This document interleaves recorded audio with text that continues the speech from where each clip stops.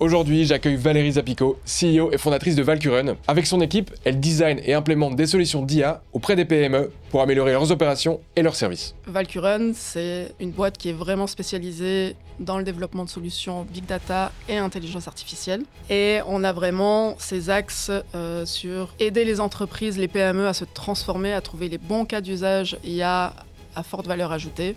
Alors elle s'est lancée il y a plus de 10 ans, bien avant que ce soit tout le buzz de ChatGPT ces dernières années. Alors dans cet épisode, Valérie explique ce que c'est d'être une femme dans le monde de la tech, un monde dominé par les hommes et toutes les galères que ça implique. Quand je suis arrivée dans le domaine, on était très peu. Être une femme dans la tech, je pense qu'il faut un peu pousser les portes, il faut un peu développer son caractère, voilà, prouver un petit peu plus que les autres à certains moments. Mais surtout, elle explique aussi les initiatives qu'elle met en place pour promouvoir les technologies auprès des jeunes filles et des femmes. Qu'aujourd'hui, en fait, la tech ou la data ou l'IA, c'est en train de toucher tous les métiers. Donc faire rencontrer les femmes qui sont déjà dans ces domaines et faire en sorte que celles qui commencent des formations à l'université ou dans d'autres écoles alternatives comprennent qu'on peut évoluer dans ce domaine. Évidemment, elle va aussi partager son parcours et tous ses conseils pour passer d'une entreprise de 1 à 10 personnes. J'apprends à essayer de responsabiliser mes équipes, mais pour ça, il faut avoir trouvé aussi les bonnes personnes.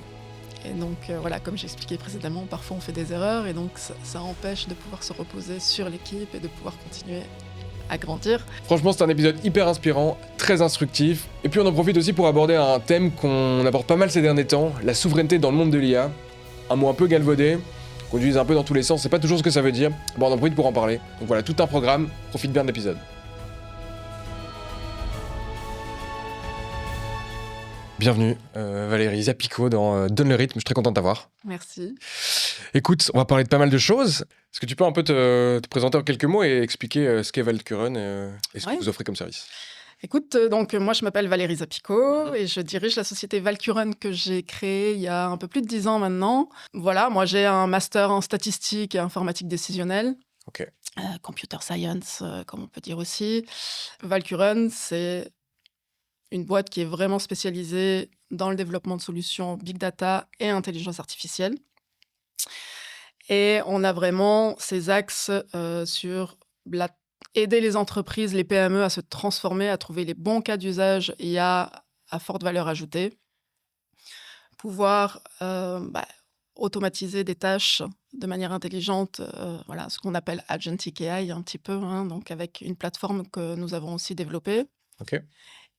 Et derrière, pouvoir développer des cas d'usage un peu plus spécifiques, voilà, vraiment à plus haute valeur ajoutée, où on va les rechercher aussi dans tout ce qui est recherche universitaire, développement des nouveaux cas d'usage en matière d'IA et de statistiques. Quand tu parles de recherche universitaire, vous investissez dans la recherche universitaire ? On collabore. On collabore, ok. On collabore sur certains sujets, voilà, parce qu'il y a pas mal aussi de subsides européens qui permettent d'avoir des tripartites avec des centres de recherche, des sociétés privées et des entreprises spécialisées comme nous qui font qu'on peut aller chercher aussi du financement. Ok.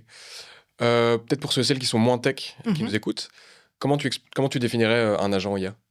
Un agent IA, c'est celui qui va agir en fonction de l'analyse de certaines données et donc qui va prendre certaines décisions et faire en sorte de pouvoir avoir certaines actions aussi. Par exemple, tu embauches quelqu'un, tu dois créer tous ces accès dans tous les logiciels de ton entreprise, eh bien, tu vas juste passer un petit message à ton bot pour lui dire, voilà,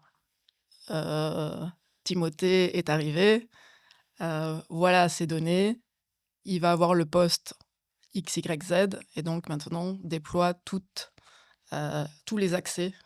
C'est très contextuel. Voilà. On va parler évidemment de tout ça, mais j'ai vraiment envie de commencer l'épisode avec ce sujet. Donc c'est quoi être une femme dans la tech ? Être une femme dans la tech en soi, ça ne devrait pas être plus différent qu'un homme. Je pense qu'on a les mêmes aspirations, les mêmes capacités. Voilà, sauf qu'effectivement, on est minoritaire. Enfin, du moins, moi, quand je suis arrivée dans le domaine, on était très peu. Ça veut dire, par moment, devoir plus justifier certaines choses. Les gens vont peut-être moins faire confiance ou demander de justifier un petit peu plus notre analyse, nos résultats et qu'est-ce qu'on veut. Voilà. Voilà, petite anecdote, hein, toujours, on se retrouve dans des équipes où chacun présente ce qu'on va mettre en place, ce Ouais. qu'on pense comme pour résoudre une problématique technique. Et à ce moment-là, bah, le manager se retourne vers d'autres personnes en disant, mais alors, est-ce que c'est bien ce qu'elle dit ou pas, ou est-ce que voilà. Et donc, est-ce que c'est valable ou pas? Donc voilà, être une femme dans la tech, je pense que il faut un peu pousser les portes, il faut un peu développer son caractère, et puis voilà, prouver un petit peu plus que les autres à certains moments. Qu'est-ce qui était difficile justement dans ce contexte-là, dans ces 20 ans, toi? Euh, Quand je présente mon entreprise, la première question qu'on me pose, c'est ah oui, c'est bien, et t'as fait quoi comme étude au fait pour faire ça? Ok. Et je pense que on pose pas peut-être la question soit de la même manière, soit aussi vite à un homme dans le même domaine, en fait. Voilà. Ça me fait penser à un post que Marie Loger, Mhm. donc Marie Loger qui a lancé Better, Better, ouais. et qui m'a fait confiance au tout début du podcast, 6e épisode, je pense. J'ai vu un post passer où elle expliquait les phrases types Mhm. qui étaient posées lors de questionnaires de VC, Mhm. donc lors de levée de fonds. Et alors, je ne l'ai plus précisément, mais donc je sais que les hommes s'étaient fort tournés vers l'action, l'anticipation, la suite, la performance. Mhm. Et les femmes, c'était plus la justification. Ça reste un fait, c'est que être leader une startup tech en tant que femme, on nous fait peut-être moins confiance. Quand j'arrive, la dernière anecdote, c'est je suis en rendez-vous sales pour présenter une propale qu'on a positionnée sur Ouais. un appel d'offres. Et le CIO de la société me demande si je dirige la boîte toute seule et combien de parts j'ai dans la société. Ok. Comment tu réagis? Je peux pas réagir de manière violente parce que c'est peut-être mon futur client. Malheureusement, c'est ça. C'est que donc je réponds calmement et voilà, je passe au point suivant. Pour moi, il n'y a pas de point en gros. Donc c'est OK. Oui, c'est moi qui dirige la boîte. Oui, je suis à 99% dans ma boîte. Euh, et so what? Donc avançons sur le sujet parce que sinon, il n'y a pas de sens.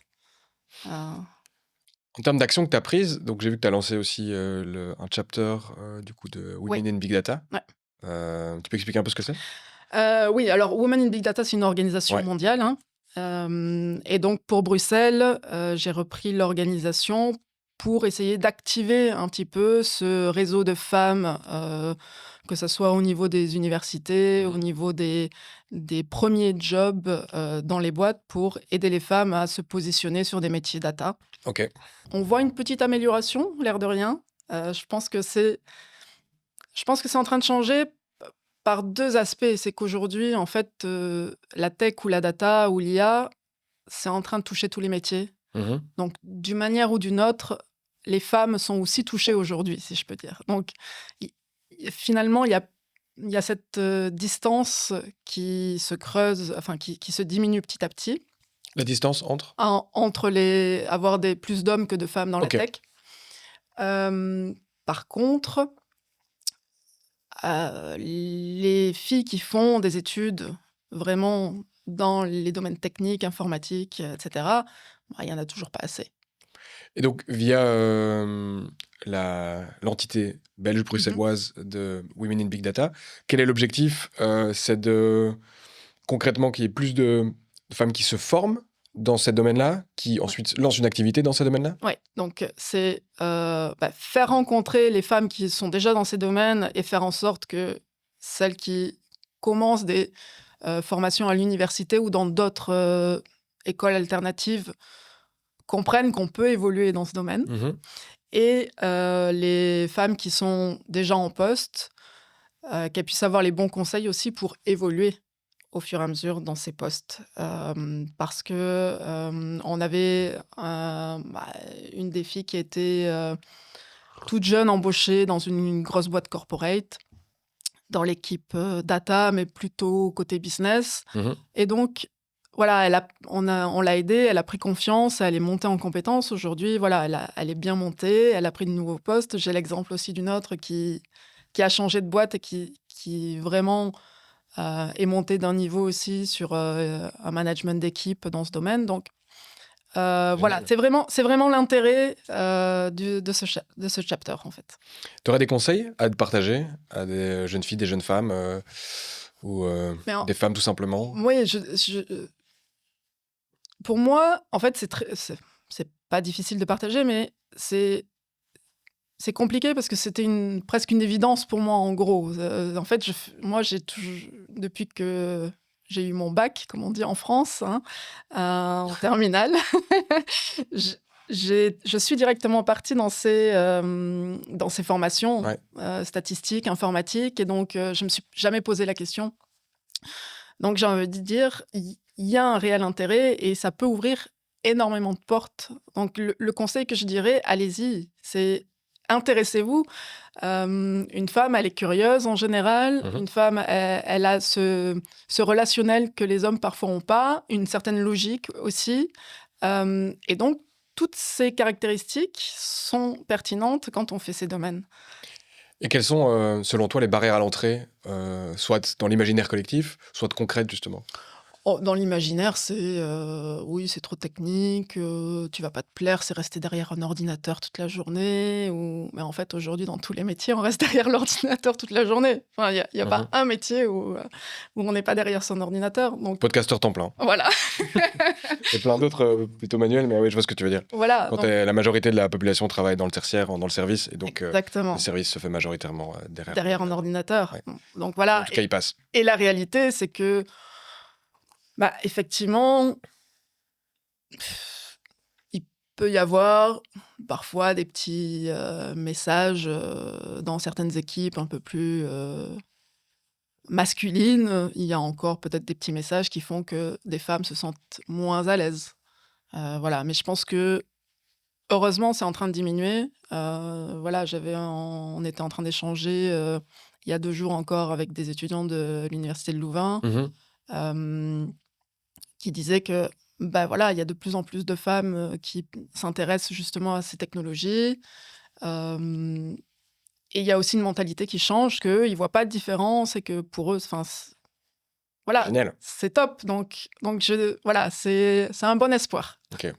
Cette génération ne devrait même pas avoir ce sujet en podcast. Exactement, on est bien d'accord. Okay.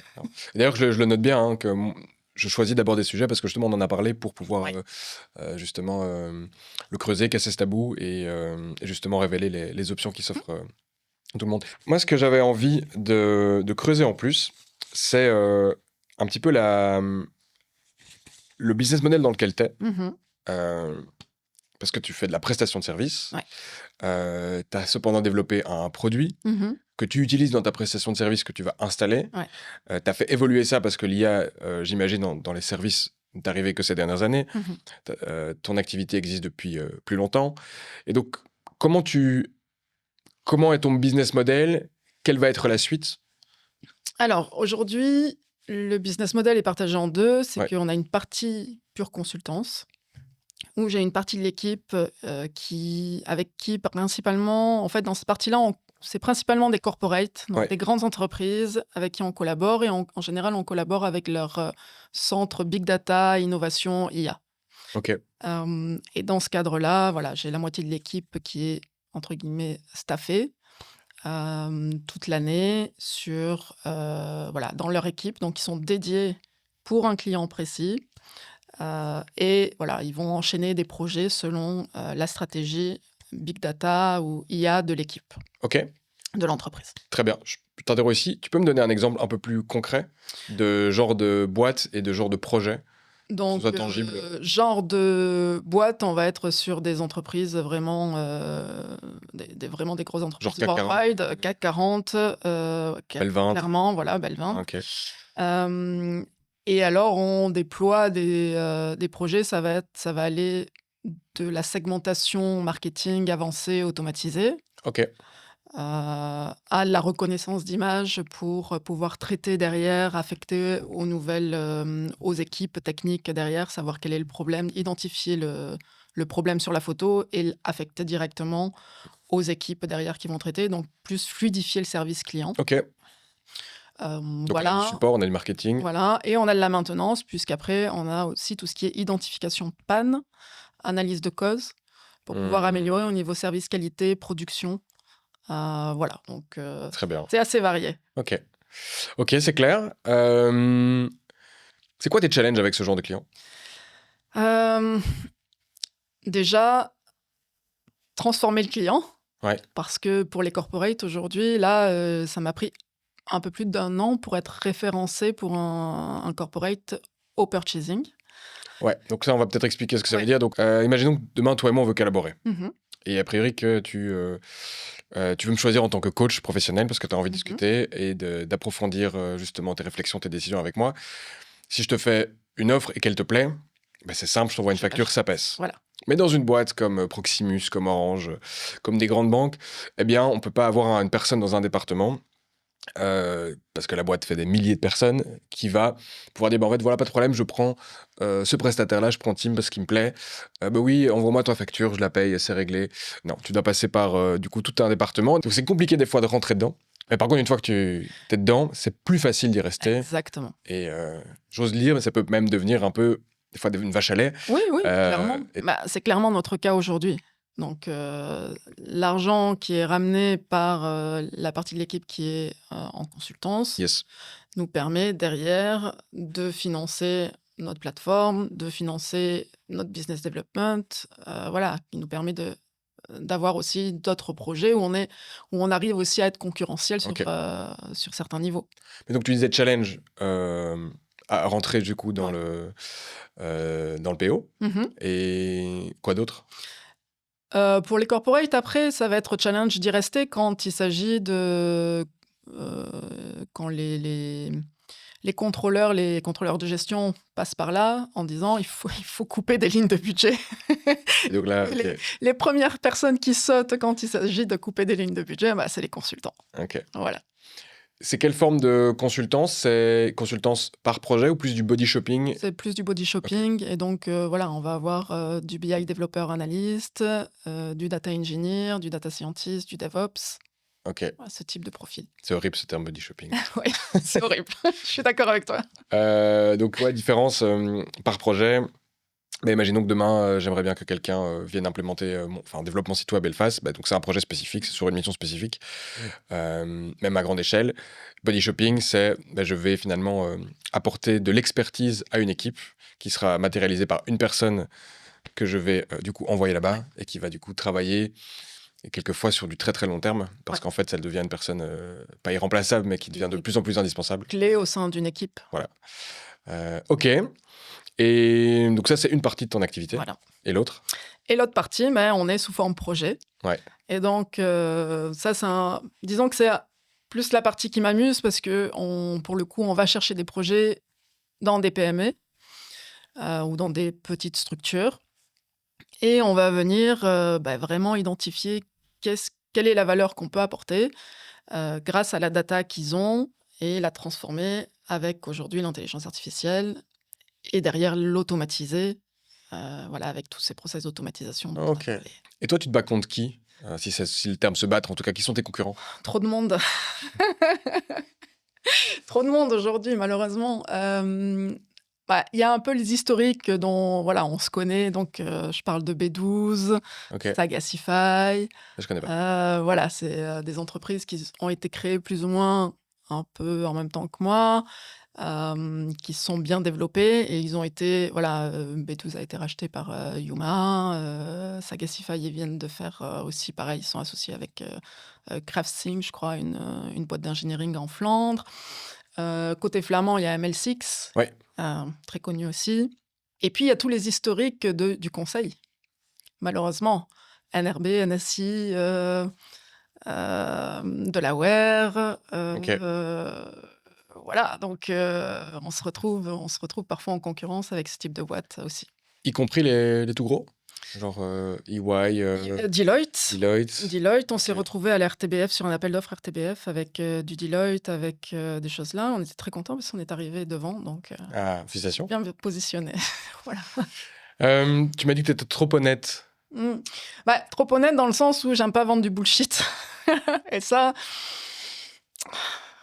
j'y peux rien, j'y arrive pas. Je trouve que si tu vends un service, tu vends une expertise, c'est pour que ça ait réellement de la valeur. Mhm. Sinon, enfin, j'ai envie de dire, t'emmerdes pas à dépenser de l'argent. On prend un petit dev qui va te faire le truc rapidement. Voilà. Tu prenais l'exemple d'un chatbot, par exemple. Exactement.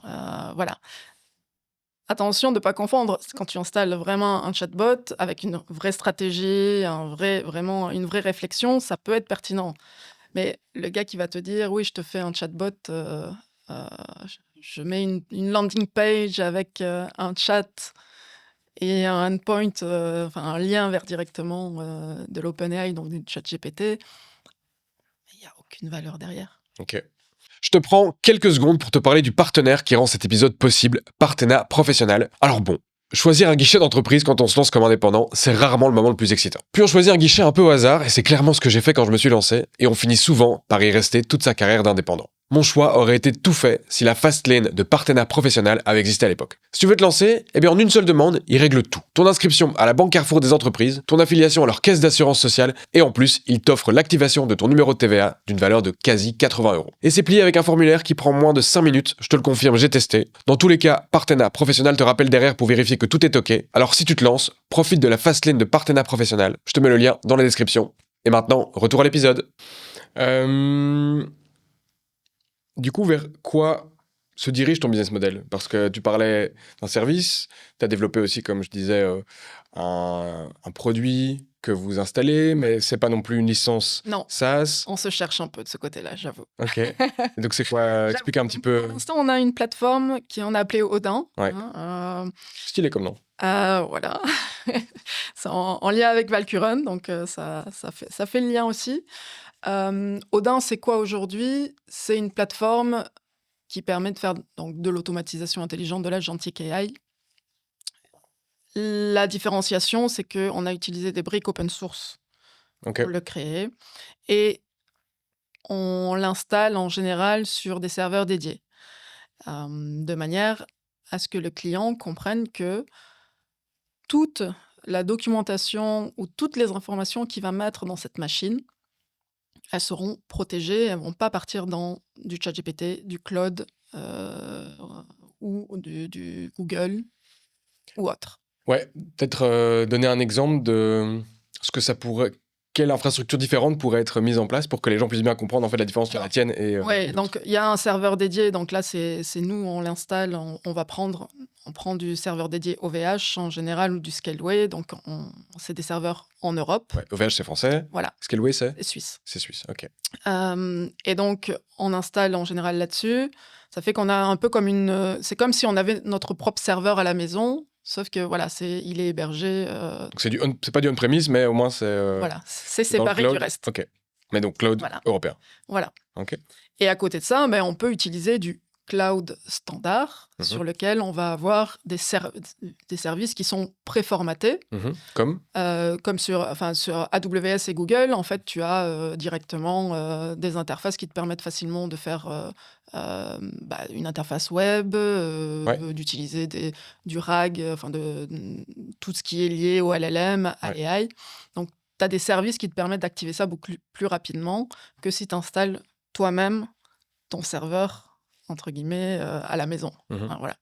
Et donc, effectivement, OVH propose ça aussi, et tous les providers cloud, principalement, proposent ce type de service-là, parce que c'est beaucoup plus simple, c'est beaucoup plus rapide. Ouais. La seule problématique qu'il faut se poser aussi, c'est que la plupart de ces providers-là sont des providers américains, Yes. et que même s'ils sont situés en Europe, à un moment donné, s'ils veulent récupérer l'information, voilà, ils le peuvent. Ok. Comment tu arrives à convaincre tes clients? C'est sur des arguments justement de souveraineté, de protection? C'est quoi les unique selling points qui va faire mouche? Il y a effectivement cette question de souveraineté parce que on travaille avec des avocats, des cabinets de conseil. Donc, ces points-là, ils sont sensibles à cette question. Il y a l'aspect limitation d'utilisation de la ressource. Ouais. Moi, je pense que ça sert à rien d'utiliser le dernier modèle à la mode, ChatGPT, pour s'il faut répondre à des mails spécifiques pour un avocat, s'il a toute sa base de données, etc. Donc, réentraînons un petit peu l'algo sur ces données et améliorons les réponses. Mais donc, il n'y a pas besoin du dernier modèle à la mode. Ok. Donc, ça veut dire quoi aussi? Ça veut dire que tu vas rechercher des modèles qui vont utiliser moins de ressources, Ok. donc moins de puissance de calcul. Et donc, Hmm. l'air de rien, ça permet aussi de réduire la consommation derrière. Donc, c'est pas un point qui est critique pour nos clients, mais c'est un point d'attention. C'est un point d'attention en disant, voilà, moi, j'ai pas envie que les outils que j'installe aient des consommations énergétiques qui soient trop importantes. Et il y a un deuxième aspect, c'est que quand c'est des cabinets de conseil qui travaillent aussi pour des grosses entreprises, ils ont besoin aussi toujours de montrer une image RSE qui soit fiable. Et donc, ils doivent... Donc, responsabilité sociétale et environnementale. Exactement. Ils doivent montrer qu'ils ont cette responsabilité, un engagement par rapport au RSE. Et l'outil Odin, Ouais. c'est du coup un outil que vous allez installer Ouais. sur les serveurs. Les serveurs OVH. dédiés. Donc, on a des serveurs dédiés pour chacun de nos clients Très bien. qu'on host et qu'on maintient derrière. Ok. Et l'outil permet du coup de déployer tous les agents IA en Voilà. fonction des tâches spécifiques sur lesquelles vous les avez Exactement. programmés, quoi. Ouais. Ok. Et tu dis que tu te cherchais au niveau du business model. C'est quoi les options? Les options, c'est licence, pas licence. Est-ce qu'on essaye de migrer vers du SaaS ou pas? Alors voilà, moi je suis pas forcément pour pousser vers du SaaS aujourd'hui. Pourquoi? Parce que justement, je considère qu'avec l'IA, le SaaS a peut-être moins sa valeur ajoutée aujourd'hui en tant que tel. Il y a d'une part ça, parce que tu peux, entre guillemets, allez, tu prends Lovable, tu refais un petit outil rapidement. Alors, c'est pas parfait et c'est pas ce qui va passer en prod, hein, on est bien d'accord, mais tu peux développer un outil rapidement en une journée, t'as ton outil. Et c'est pas encore une fois un outil stable et pérenne sur la suite, hein. Mais donc, ça vient quand même se concurrencer le SaaS en disant, mais je paye un service, mes données sont bloquées dedans.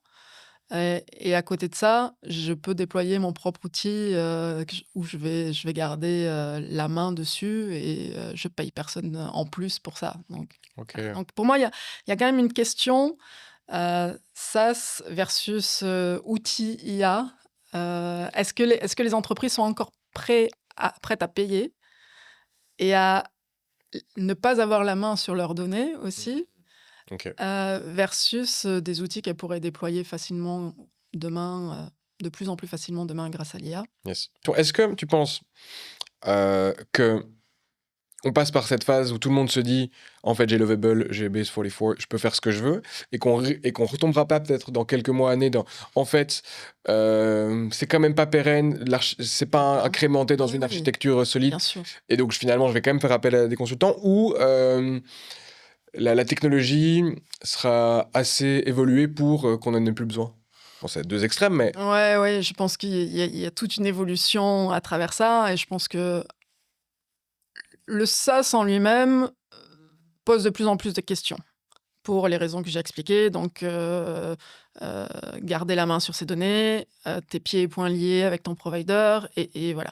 Et de l'autre côté, tu as ces outils IA où, effectivement, tu as un problème, parce que l'architecture, si tu veux faire scaler ça, c'est compliqué. C'est pas tout à fait pérenne. Et donc, à un moment, si tu veux vraiment formaliser les choses, tu as intérêt à faire appel quand même à un data architecte, un data cloud architecte, à des ingénieurs, des développeurs qui vont stabiliser les choses correctement. Ok. Donc, voilà. Et au milieu de tout ça, tu as une entreprise et tu calcules ton ROI. Est-ce que ton investissement vaut la chandelle? Est-ce que tu vas gagner de la performance, du temps, potentiellement du chiffre d'affaires grâce à ces outils? Et donc, c'est toute la question Ok. à se poser derrière. Qu'est-ce qui va déterminer ta prise de décision dans ce cadre-là? Hmm. La, la- la question, c'est est-ce que tu veux rester maître chez toi et quel coût aussi tu souhaites y mettre? Ok. Parce que ça va pas être la même chose. Si on veut vraiment passer sur du SaaS, il faut du coup qu'on passe sur du cloud standard pour pouvoir scaler plus rapidement. Et donc, du coup, on perd cet espace de souveraineté pour chacune des Ouais, entreprises. ok. Donc, ouais, je Voilà. comprends. Ouais, c'est paradoxal, en fait, Ouais, de faire ça, avec le message que tu portes. exactement. Ok. Et du coup, toi, qu'est-ce qui va faire pencher la balance d'un côté ou de l'autre? J'ai pas la solution aujourd'hui. Il y a tout un tas de questions auxquelles je me pose. Et comme je t'ai dit, j'aime pas vendre du vent, donc j'aime pas vendre du bullshit. Et, euh, et je réfléchis aussi en fonction de ce qui peut être pertinent pour nos entreprises ici en Europe. C'est vraiment une question. Il faut absolument qu'on garde un tissu économique. Pour moi, c'est fondamental de garder ce tissu économique en Europe. Il faut arriver à ce que les entreprises deviennent plus performantes grâce à ces nouveaux outils. Et donc, comment moi, je peux amener ma brique là-dedans de manière pertinente et qui garde de la valeur, et qui, autant pour moi que pour l'entreprise pour laquelle je développe. Ok, c'est clair. Toi qui évolues dans le domaine, comment t'as réagi avec un petit peu les épisodes Anthropic, OpenAI aux États-Unis? C'est, je me dis, Tu peux peut-être le réexpliquer? Tu sais réexpliquer? euh, vas-y, je te laisse expliquer parce que je me mélange. Ok, moi ce que j'ai compris, donc c'est que donc Anthropic avait un énorme contrat Oui, avec avec le Department of War du coup des États-Unis, et il y avait deux éléments importants à respecter. C'était pas d'usage pour les armes létales autonomes. Donc l'idée c'est que on peut pas envoyer un drone qui va repérer de manière de manière autonome une personne ou un lieu et le targeter. Il fallait qu'il y ait un humain qui valide, et que ça peut pas être utilisé pour la surveillance de masse. Ouais. Suite à ce qui se passe en Iran, euh, le Department of War a demandé justement de pouvoir utiliser dans ce cadre-là, donc sans respecter les deux règles, et Anthropic s'est retiré du deal. OpenAI a repris le deal. Mhm. On a 1,5 million, mais alors je sais pas si ma source est correcte, ça, Le d'utilisateurs, montant, je sais plus. mais 1,5 million d'utilisateurs qui ont quitté justement ChatGPT pour aller vers Claude, parce que et alors j'ai pas le terme, je crois que c'est le terme en français, mais qui est du coup qui veut rien dire, mais que ils ont associé Anthropic, si je comprends bien, à un statut particulier qui fait que maintenant, ils sont potentiellement exclus de n'importe quel autre... oui, n'importe quel autre deal, en fait. c'est ça, avec n'importe quelle entité ou instance du gouvernement, institution qui émane du gouvernement américain. C'est un peu toute la problématique qu'il y a avec l'IA, c'est qu'est-ce que tu en fais derrière, jusqu'où où mettre la limite. Puisque OpenAI le fait maintenant avec le gouvernement, dans d'autres pays ça se fait aussi. Ouais. Et la question c'est et comment faire si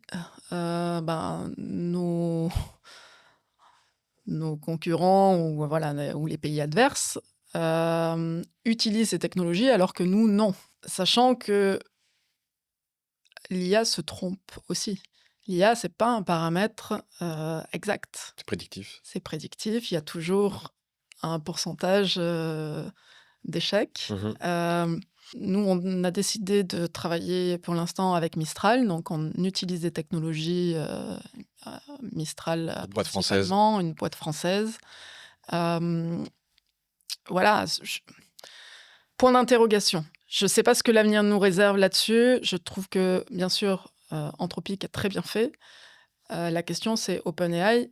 Est-ce que ça va, hormis les utilisateurs qui ont quitté, à quel moment il y aura un impact sur leur valo? Est-ce que ça va en avoir une ou pas?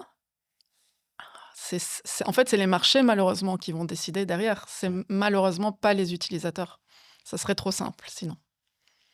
Tu crois en la capacité de l'Europe de trouver une alternative? Oui, j'y crois. Mais... Sinon, tu ferais pas ce métier. Voilà. Mais je pense intrinsèquement que on aurait les moyens en Europe de pouvoir avoir peut-être Mistral réellement ou d'autres entreprises qui se développent. Maintenant, ça reste une question d'investissement. On sait très bien que l'investissement qu'il y a aux États-Unis ou en Chine n'est pas du tout le même qu'on a en Europe. Donc, ça, c'est un gros, gros problème. Ce qui manque, c'est quoi? L'alignement politique? C'est au niveau national? Non, ça dépasse le national. C'est au niveau européen? On y est au niveau européen. Si on veut pouvoir avoir des boîtes réellement européennes qui se développent, c'est au niveau européen et c'est refaire l'Airbus de l'AI. Oui, c'est ça. C'est vraiment essayer de capitaliser l'ensemble des fonds pour créer quelque chose. Alors, ma problématique aujourd'hui, c'est que si c'est l'Europe, si c'est les institutions européennes qui s'en occupent, ça ne fonctionnera pas. Ok. C'est trop lourd. C'est trop lourd, c'est trop réglementé, c'est trop codifié, il faut que ça soit un espace, il faut que ça soit une boîte privée qui prenne le lead là-dessus. Mais ça veut dire des institutions publiques qui vont financer Une boîte privée. réellement une boîte privée. Donc, oui, mais aux États-Unis, ça pose pas de problème. Tesla a été financé par le public. Yes. Toutes les grosses boîtes américaines sont financées par le public et ça pose pas de question. Donc voilà, à un moment, c'est quel choix stratégique au niveau européen on est capable de faire et est-ce qu'on accorde le fait qu'il y a certaines boîtes qui ont besoin d'être poussées parce qu'en Europe, on a besoin de ces technologies. Si on change complètement de sujet, Mhm. pourquoi tu as décidé d'entreprendre seul?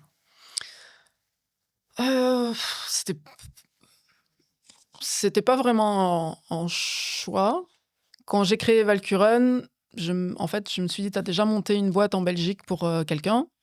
Recommence pour toi et tu verras bien où c'est que ça te mène. J'ai tenté des choses pour avoir des partenariats avec d'autres boîtes, à faire des tests, des collaborations. Au final, en fait, c'est pas que j'ai perdu du temps parce que j'ai fait des rencontres qui m'ont apporté certaines choses. D'autres qui m'ont fait dire que non, c'était pas le bon chemin. Comme Des boîtes parisiennes qui voulaient se développer en Belgique et qui m'ont dit ouais, on va faire un partenariat, machin. Et en fait, je me rends compte que la mentalité est quand même très différente et que au niveau boîte parisienne, je vais pas dire française, mais boîte parisienne. À l'époque, il y avait encore une structure, je ne sais pas si c'est toujours le cas, mais il y avait une structure hiérarchique très poussée. Mais voilà, moi, ça colle plus du tout, pas du tout à la vision que j'ai pour Valkuren. Donc non, ça allait pas. Ok. Et tu regrettes de ne pas t'être associé? Associé. Un peu. Enfin, je regrette. Je me dis que à l'heure actuelle, j'aurais pu plus développer la boîte si j'avais été avec d'autres personnes. Donc ça, c'est un peu de frustration, regret, je dirais pas. Voilà, c'est dommage. Peut-être j'aurais, si j'avais peut-être rencontré une seule autre personne avec qui j'aurais pu collaborer correctement, peut-être qu'on aurait fait grandir plus vite aujourd'hui Valkuren. T'en parles comme si c'était trop tard.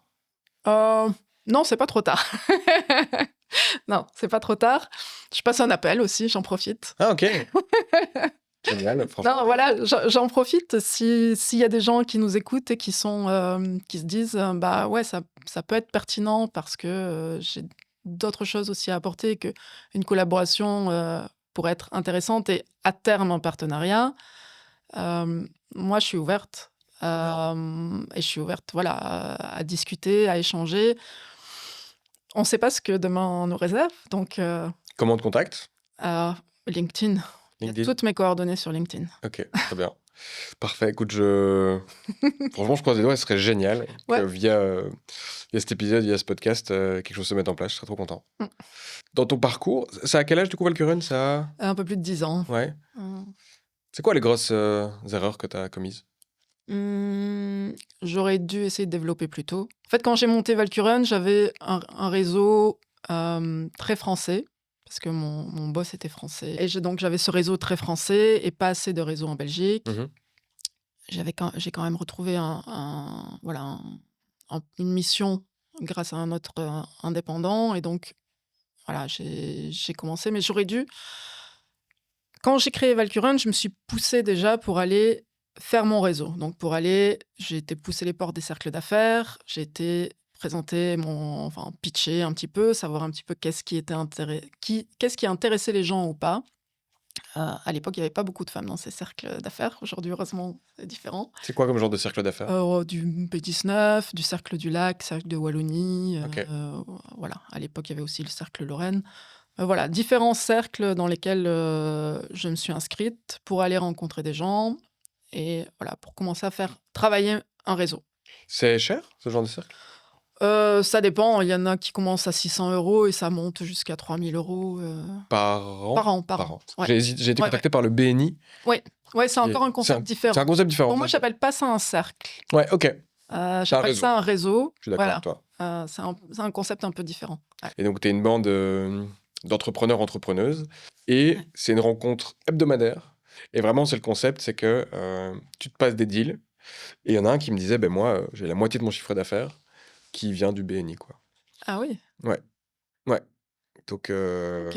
Ouais, ça, voilà. Il se fait que c'était un trop gros investissement de Ouais. temps et que j'étais même pas sûr d'avoir la bande passante pour récupérer potentiellement les deals Ouais, c'est ça. qui seraient faits. Donc, j'ai fait un pas de côté. Mais chouette concept. Mhm. Ce qui était dur, c'était d'imaginer le 7-9 Ouais, tous les mercredis. je t'avoue que c'est ça, moi, qui m'a. C'est pour ça que j'ai jamais été, parce que c'est Mais c'est l'élément, je pense, ils le disent, qui fait tôt. fuir le monde et qui est aussi un filtre qui Ouais, bien ne sûr. garde que ceux qui sont Tout à vraiment fait. utiles.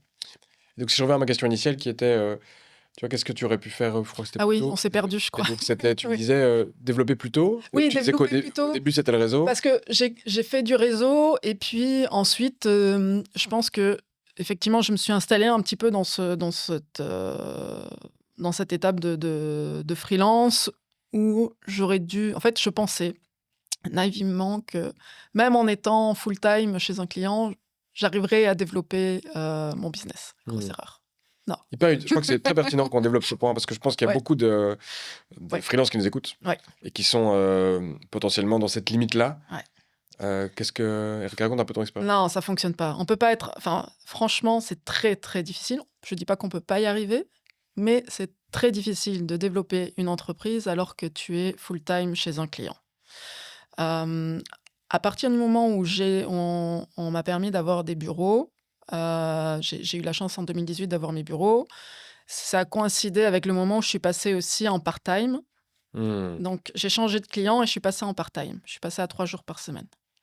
Et donc, là, ce temps-là, les 2 jours qui restaient, j'ai utilisé ce temps-là full-time pour développer ma boîte. Voilà. Mais il faut vraiment couper. On ne peut pas faire les deux correctement, en fait. Je suis d'accord avec toi. Je l'avais déjà raconté, je crois, dans un autre épisode, mais j'ai fait la même trajectoire. Donc, j'ai commencé 3 jours semaine.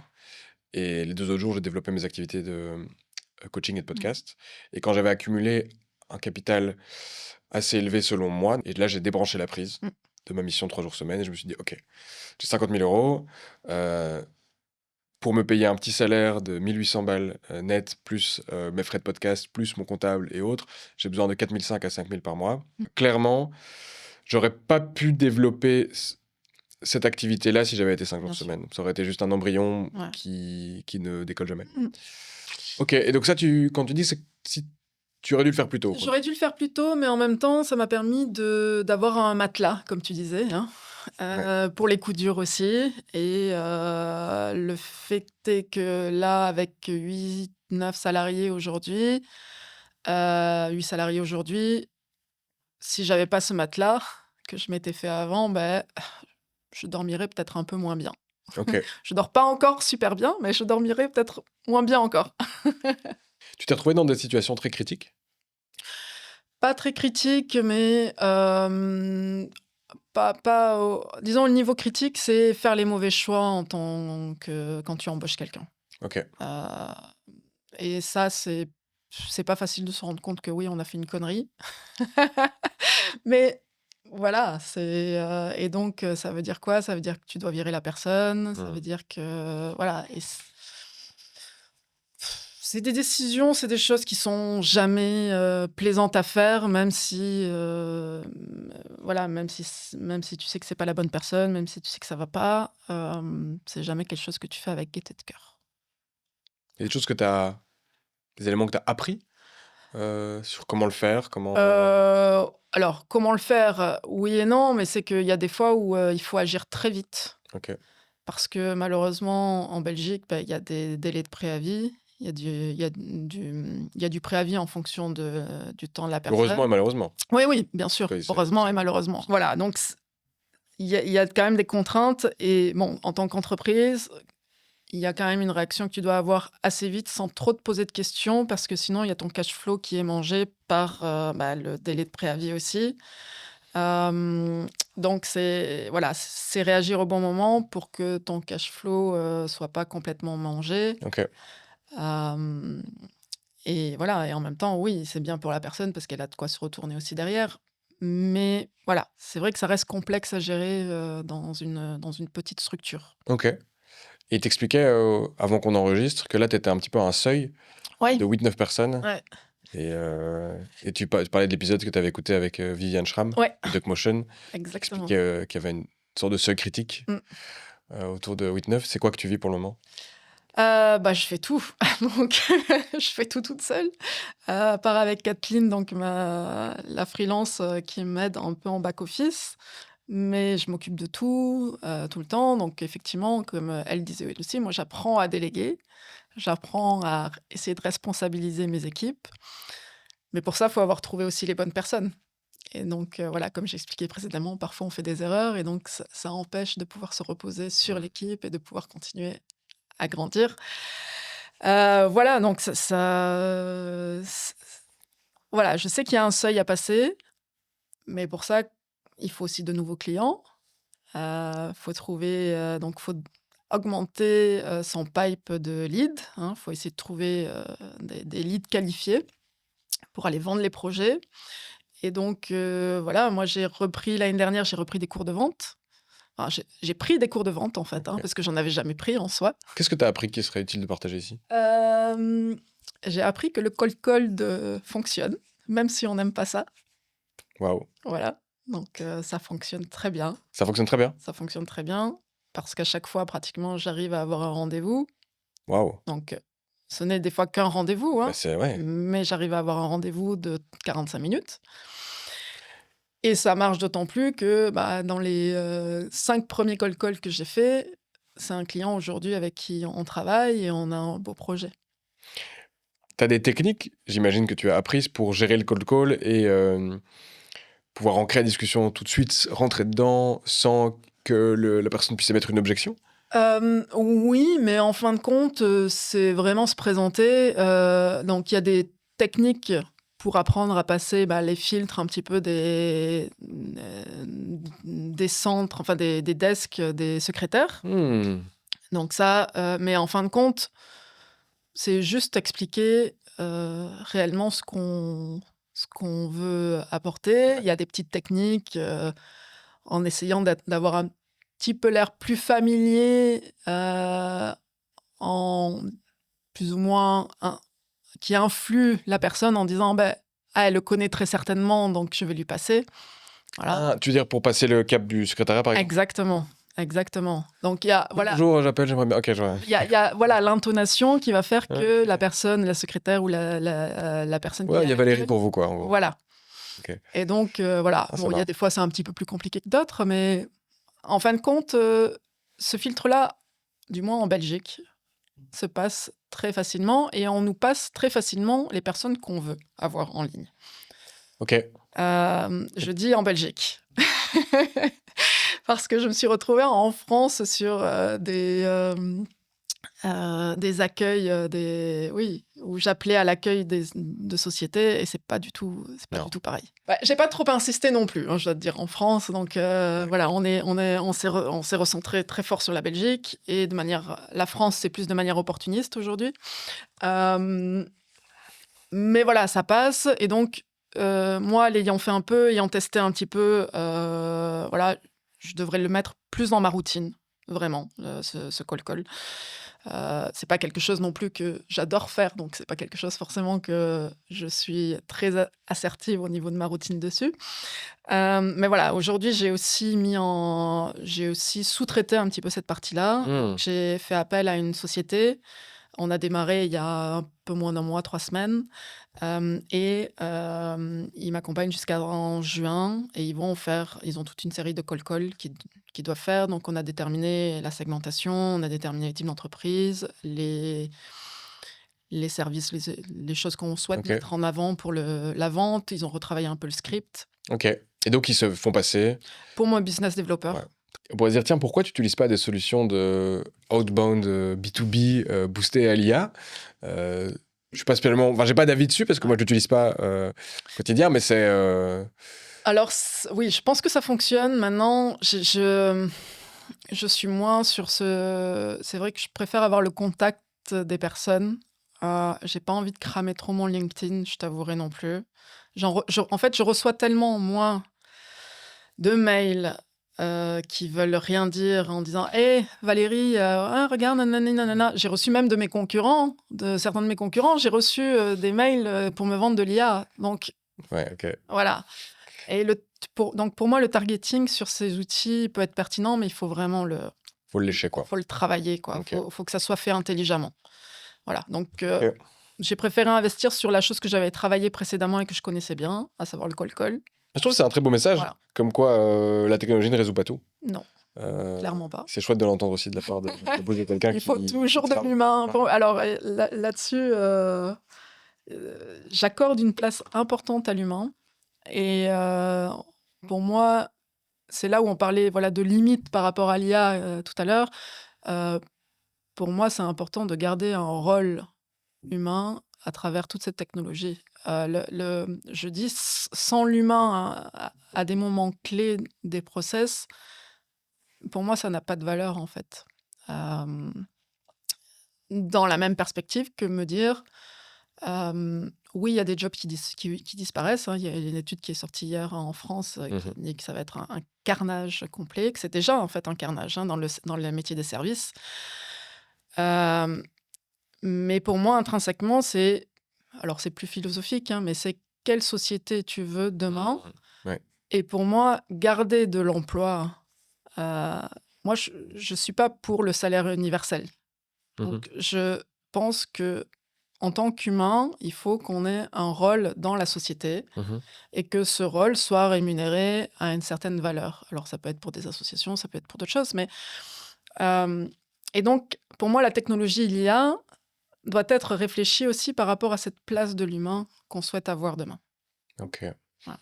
Tu dis que ça fait un carnage, que ça va faire un carnage. Ouais, ça fait déjà. Ok. Ça fait déjà. Si on prend aujourd'hui la partie finance, grosse banque en Belgique, en France, ils ont déjà commencé les process. En fait, les process dans les grosses boîtes aujourd'hui, alors je parle côté finance parce que c'est les choses que j'ai expérimentées, j'ai entendues déjà, c'est que ils regardent, parce ces grosses boîtes ont une masse salariale importante, hein. Et tout le monde a pas bien évolué, c'est pas bien formé. T'as beau avoir des formations obligatoires parfois, en fait, les gens le font pas parce qu'ils font leur job et point barre. Mais ils ont une masse salariale qui coûte cher, très cher. En France et en Belgique, c'est très cher. Et la question se pose, quand il s'agit d'embaucher un consultant ou développer un nouveau projet, c'est est-ce qu'on peut l'automatiser ou le faire faire par de l'IA? Donc ça, c'est la première question dans ces boîtes aujourd'hui. 2, est-ce qu'en interne, j'ai quelqu'un qui pourrait correspondre à ce que je souhaite développer ou je souhaite avoir comme projet, service, etc. Et alors, en dernier point, c'est est-ce que je suis autorisée à aller chercher quelqu'un en externe pour m'accompagner sur ce sujet spécifique? Mais ça veut dire quoi? Ça veut dire que avant que ça tombe dans la partie je vais chercher quelqu'un en externe ou une expertise en externe, tu dois passer par 2 étapes qui sont déjà très longues. Ok. Parce que tu es obligé d'aller voir l'IT.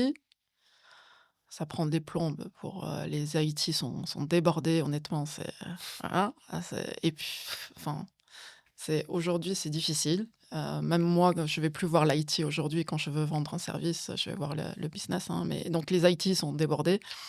Il y a tout un legacy à faire évoluer, des choses, ils ont déjà plein de consultants, enfin, voilà. En interne, il y a des gens, Mais c'est des gens qui, des fois, qui ont atteint un seuil et se dire, ouais, bah, moi, j'ai plus envie de faire d'efforts ou voilà, Mhm. j'ai pas envie de me reformer sur ces technologies-là parce que finalement, ils ont jamais eu. C'est des gens qui ont peut-être dormi dans leur poste pendant longtemps et qui ont plus envie de s'emmerder, quoi. Donc, voilà. Et donc, finalement, tu rencontres différentes personnes. Finalement, tu trouves personne. Et ensuite, tu vas pouvoir aller chercher ou peut-être imaginer prendre une société en externe, un expert ou un consultant ou autre. Et donc, voilà, c'est pour dire que ça fonctionne. Ça fonctionne plus, quoi, là. Ok, bah écoute, on approche de la fin de l'interview. T'as changé d'avis sur quoi récemment? On parlait d'aller chercher de l'argent, de Mhm. lever des fonds. Avant, ça pouvait me sembler comme un peu le Graal d'aller chercher des fonds, machin. Mais parce que tu as tout, entre guillemets, l'aura qui vient autour, la presse s'intéresse à toi, ou des choses comme ça, donc tu dis, ouais, est-ce que je vais lever de l'argent pour être mise en avant, pour avoir, voilà. Aujourd'hui, je me dis, une boîte bootstrap, ça a aussi de la valeur. Euh, je suis en train de changer vraiment d'avis en me disant, une boîte bootstrap, c'est pas mal, Trop bien. et en fait, ça peut devenir une belle PME. Je suis d'accord avec toi. Qu'est-ce que toi tu retiens de cette interview? Riche. Bah, merci à toi pour ce partage, parce que voilà, c'est un vrai partage. Et donc, je ressors voilà, rempli, riche. Trop chouette. Moi aussi, j'ai vraiment beaucoup appris. Ça fait du bien de m'exprimer au micro avec toi sur le sujet justement de l'IA, d'aller un peu plus creuser et d'accepter aussi nos parts un peu d'ombre qu'on pige pas, ou en tout cas pas qu'on ne pige pas, mais dont on ne connaît pas l'issue, Mmh. quoi. Moi aussi, c'était très riche. J'ai beaucoup appris vraiment sur cette évolution, je trouve, d'une boîte de service. Je pense que ça peut être utile pour pas mal de gens qui nous écoutent. Donc un tout grand merci pour ça. Merci à Et toi. bah, merci à tous ceux qui sont encore là. Du coup, je vous le redis, si c'était pas clair au début et que ça vous a plu, abonnez-vous, ça m'aide énormément, que ce soit sur Spotify ou toutes les plateformes. C'est vraiment ce qui me permet finalement de faire évoluer, parce que c'est grâce à vous et vos écoutes que j'ai trouvé des financements cette année, et que du coup, Donnery peut continuer une année de plus. Donc voilà, un tout grand merci. Et ouais, je vous dis à dans 2 semaines. À très vite. Ciao, ciao. Au revoir.